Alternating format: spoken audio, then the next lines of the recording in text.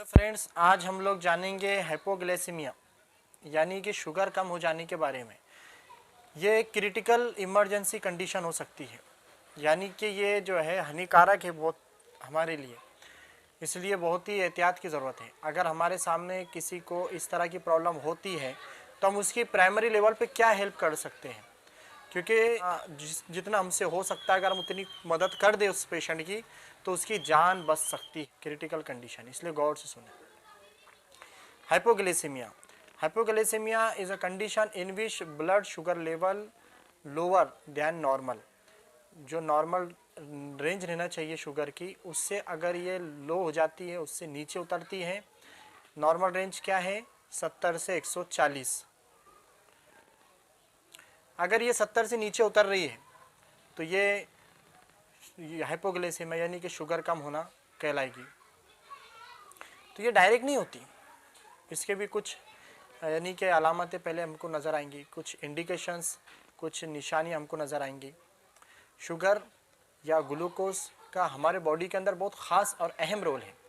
हमारे जो खून है, खून के अंदर ग्लूकोज का लेवल या ग्लूकोज के लिए बहुत ही इम्पोर्टेंट है, क्योंकि इसकी वजह से ही हमारे अंदर तवानाई या ताकत महसूस होती है।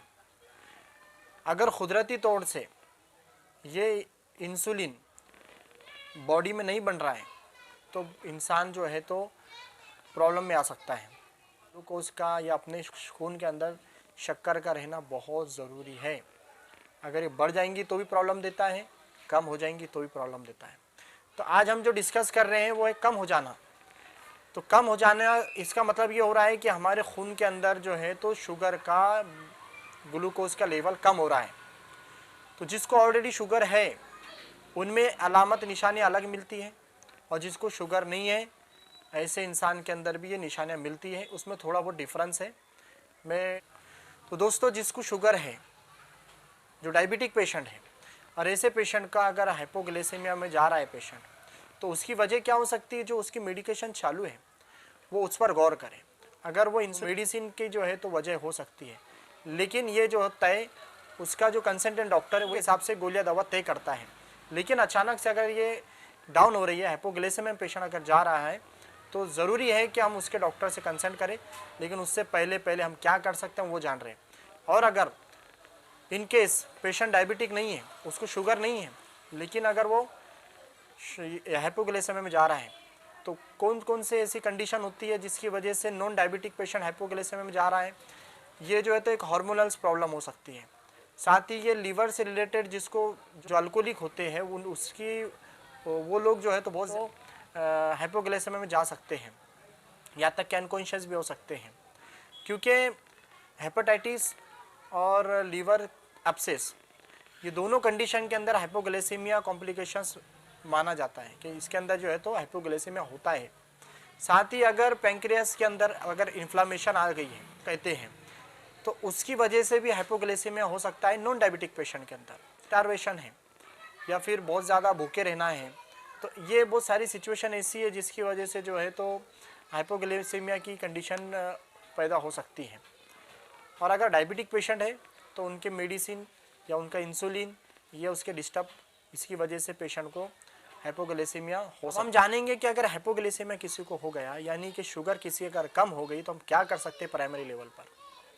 देखो, याद रखें कि ये कभी भी अचानक कम नहीं होती। पहले कुछ निशानियां, अलामतें जाहिर होती है। सबसे पहले तो पेशेंट को हंगर या भूख महसूस होती है। फिर उसके बाद जो है पेशेंट को हार्ट बीट जो है इरेगुलर महसूस होती है, या तो इरेगुलर होगी या फिर जो है तो फास्ट होगी, हार्ट बीट तेज़ होगी। साथ ही उसको जो है ना फेंटिंग या फिर गशी महसूस होंगी, चक्कर महसूस होंगे। और साथ ही पेशेंट को जो है तो थोड़ा सा ब्लड विज़न या फिर धुंधला धुंधला नज़र आएगा, स्वेटिंग होगी। फिर धीरे धीरे पेशेंट जो है एक सहारा ढूंढेगा, यानी कि जब उसका कॉन्शियस लेवल जो है वो जिस तरह डाउन होते जाएगा, वैसे ही पेशेंट जो है अपना होश खोने की कोशिश करेगा। यानी अचानक से जिस तरह उसके सामने जो है तो चक्कर आ जाएंगे, या फिर उसकी जो है तो नज़र जो है तो डाउन होते जाएंगी, तो पेशेंट जो है तो अपने आप में जो है तो कमज़ोरी फील करेगा, उसके अंदर चक्कर महसूस आएंगे, तो फ़ौरन वो गिरने की तरफ जाएगा, गिर सकता है पेशेंट। तो ऐसी सिचुएशन अगर हम देख रहे हैं, ऐसी कंडीशन अगर हम देख रहे हैं, और हम आम इंसान हैं, हमको ज़्यादा नॉलेज नहीं है मेडिकल नॉलेज, लेकिन हमको फ़र्ज़ है कि हम किसी की जान बचा लें, या फिर मेडिकल स्टूडेंट है तो वो भी जान लें कि भाई हम क्या कर सकते हैं प्राइमरी लेवल पर। तो सबसे पहले दोस्तों, अगर हम इस तरह का पेशेंट देख रहे हैं कि उसको अचानक से चक्कर आ गई, फेंटिंग है या ना फैटिग है, या फिर जो है तो उसका हार्ट बीट बढ़ गया है, या फिर इरेगुलर है, या फिर उसको स्वीटिंग आ रही है, या फिर उसके आंखों के सामने धुंधला धुंधला नज़र आ रहा है, या फिर उसको टिंगलिंग या नमनेस है यानी कि मूंगे हाथों पैरों में आ रही है, स्लड स्पीच है, ज़ुबान जो है तो बोलने में वो हो रहा है, तो ये सब चीज़ें अगर अलामतें नज़र आ रही हैं तो सबसे पहले अगर हमसे पॉसिबल है तो हम डिफरेंशिएट डायग्नोस करें। यानी ज़रूरी नहीं कि हाइपोग्लाइसेमिया में ही ये सब अलामती निशान है, स्ट्रोक के अंदर भी ऐसी अलामतें नज़र आती हैं, लेकिन प्राइमरी लेवल पर हाइपोग्लाइसेमिया के ताल्लुक से हम क्या कर सकते हैं तो वो बिंदास कर लें, क्योंकि कोई नुकसान नहीं है। हाइपोग्लाइसेमिया तो हम अगर हमारे पास पॉसिबल हो तो हम ग्लूकोमीटर से फ़ौरन उसकी शुगर लेवल चेक कर लें, क्योंकि सबसे फास्ट अगर हम कर सकते हैं इंस्टेंट, अगर हमारे पास कुछ है तो ये ग्लूकोमीटर है, यानी शुगर चेक करने की मशीन है। इस तरह की स्ट्रिप आती है, ये स्ट्रिप को यहाँ लगा कर जो है उसकी एक किसी उंगली के वहाँ पर हल्के से स्टरलाइज करने के बाद प्रिक करना है, और एक ब्लड का ड्रॉप या एक बूंद लेना है और इस पर लगाकर उसको जो है तो चेक करना है, तो फ़ौरन वो बता देगा कितना है। अगर हम देख रहे हैं कि ब्लड ग्लूकोज लेवल या शुगर लेवल 70 से भी नीचे उतर गया, मैंने हमारी प्रैक्टिस में देखा था एक पेशेंट का सिर्फ 15 था, यानी 15, अब अंदाज़ लगा लो कितना उसका लेवल कम हो गया। कभी किसी का 35 आ जाएगा, किसी का 50 आ जाएगा, किसी का 55 आ जाएगा। तो ये जो है तो ग्लूकोज लेवल अगर हमको ऐसा लग रहा है कि बहुत कम हो गया तो फ़ौरन हम क्या एक्शन ले सकते हैं, हम जो है तो 15 से 20 ग्राम या 20 से 30 ग्राम कोई भी मीठी चीज़ उसको खिला दें, या शक्कर खिला दें, या फिर मीठा कुछ लिक्विड जूस वगैरह की फॉर्म में उसको दे दें।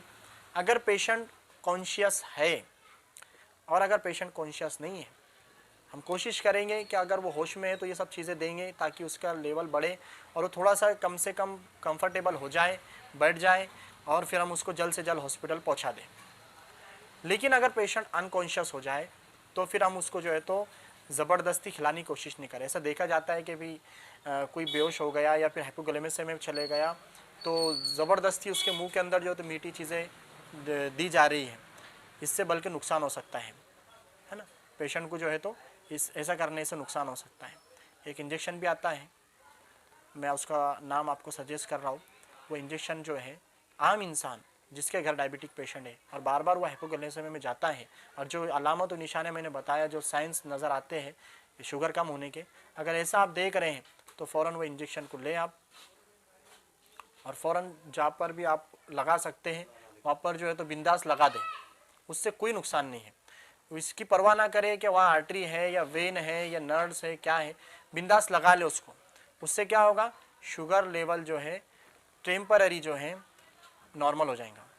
फिर अगर ये शुगर लेवल कम हो जाए तो इसके क्या कॉम्प्लिकेशंस हो सकते हैं, तो याद रखें कि हाइपोग्लाइसेमिया के बहुत सारे कॉम्प्लिकेशंस हैं। अनकॉन्शियस, बाद में जो है तो कन्वल्जन के बाद जो है तो फाइनली डेथ भी हो सकती है पेशेंट की।